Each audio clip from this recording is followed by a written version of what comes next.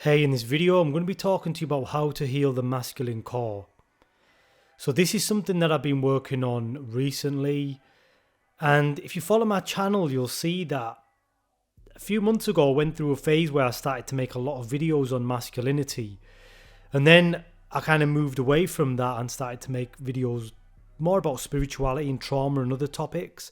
Just to explain that, it's because my journey is kind of like a cycle. At least that's what it feels like. And this cycle has different themes. One of them is masculinity, one is like healing trauma, one is doing direct consciousness work or working on my emotions, and probably other themes. And it's like I'm always going around this circle. The circle gets deeper and deeper. But you always, at least for me, I always have to revisit these themes. And my understanding just grows more and more. And I don't think the depth ever ends. You'll just understand these topics at greater depths. Just go on and on and on. There's no end. Which is difficult to kind of accept, but I think I'm coming to accept that this is just the nature of this. And we can never actually know everything. It's not possible. Because everything's connected at the end of the day, but we can't connect everything to everything. We can have understanding of the connection, but not in detail. The other reason I decided to make this video is because I've been listening to the book, The Way of the Superior Man, a very popular book in kind of men's development. And I've actually read the book a few times in the past, but I hadn't really read it for a few years. And it's been on my mind to kind of revisit it, and I revisited it. And yeah, because my own spiritual understanding has grown, this book has given me great new insight. It is really a spiritual book above everything else. I know it gets recommended a lot in the self-development world, but it's based on non-dual understanding and how masculine and feminine polarities, these energetic polarities exist out of consciousness. So if you're interested in non-dual spirituality, I'm assuming you are, and how to really integrate that into how to be a healthy man, then you've got to check this book out.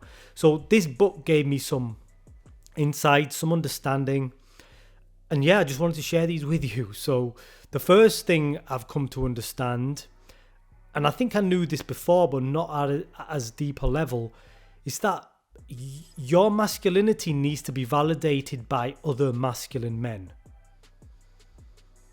such as your father, if he was a masculine man.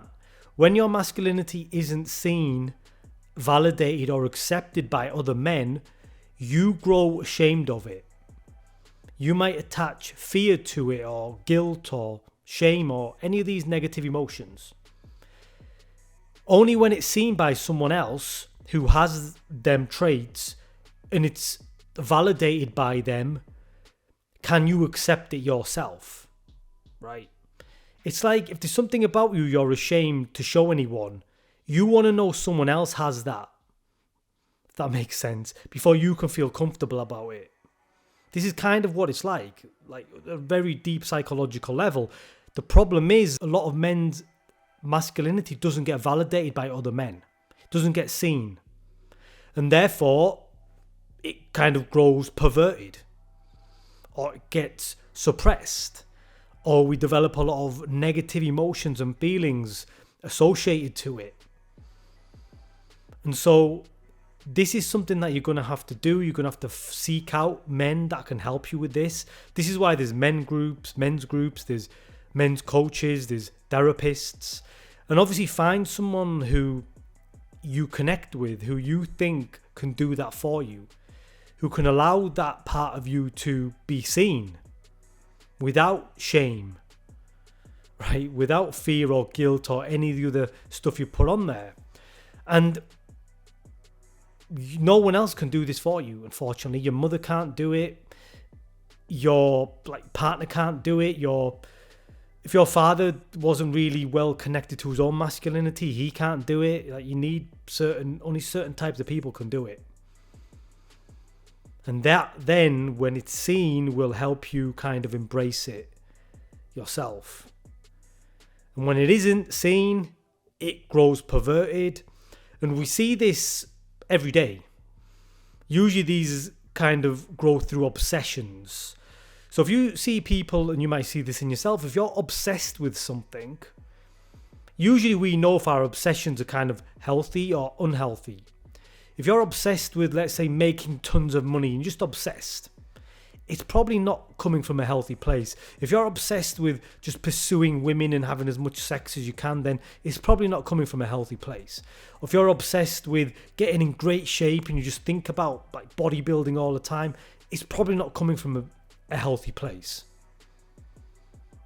It's your integrated masculinity seeking expression in these things. Because when it's integrated and you become balanced, you can still have relationships, you can still make money, you can still keep in shape, but there's a different quality to it. There's not this obsession, thinking that you will attain something when you get it. With deep spiritual realization, you know that nothing can give you fulfillment. Nothing, right? You're just projecting your own value and worth onto these external things. And that's another place I see displaced or wounded masculinity, is when it's not owned, it's projected onto other men. People in the media, people like Andrew Tate or Conor McGregor, or even like Mike Tyson, like these kind of strong masculine figures that people, men especially, admire. Usually it's a displacement of your own greatness projected onto these characters. And they then hold that projection. What's really happening on a deep psychological level is that a lot of men haven't owned their own masculinity. And because they don't see it, they project it. And they see it in someone else, but they can't see it in themselves. So really what a lot of this healing work is about slowly beginning to realize it within yourself and actually withdrawing the projection.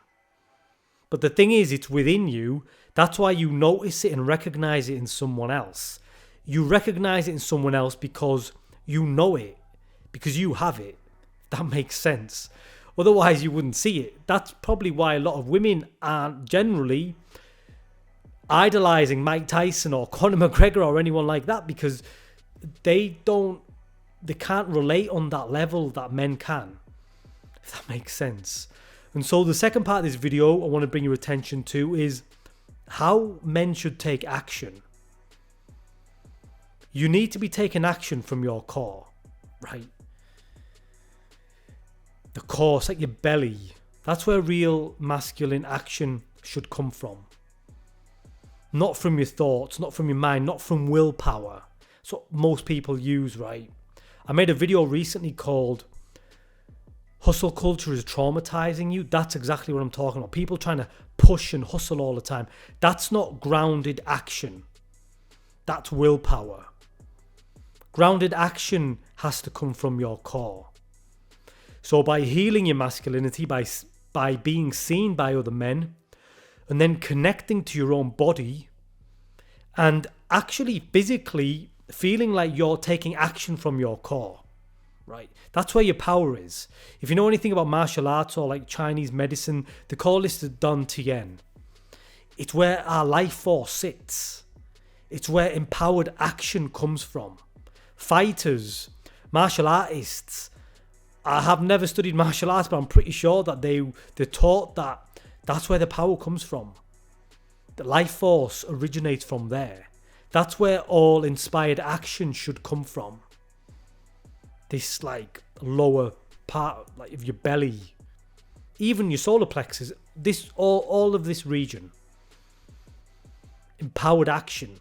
And when you take action from this place, it feels like effort is effortless. That makes sense. If you took two people, one person's taking action from the mind and hustling and bustling all the time, another person's taking action from their core, they might still achieve the same things and get the same results. For one person, it won't feel as difficult or as challenging. For the person who's always hustling and grinding, it'll feel more difficult. So effort feels less effortful. If I'm making sense there. So you need to begin to connect on that level. Your masculinity is in your body. And until you connect to that, like really embody it, you're not going to be able to heal it. You're not going to be able to take inspired action. Okay, where work actually kind of feels good doing stuff. That's surely what it's meant to be, right? Work shouldn't have to always be a struggle. You want it to kind of feel good. So that's everything I'm going to talk about. I'll continue to read the book. If I have any more insights, I'll share them. But yeah, I just wanted to get this out there because just greater understanding just leads to more expansion. And if it helps anyone out there, then that's awesome. So thank you for watching. God bless.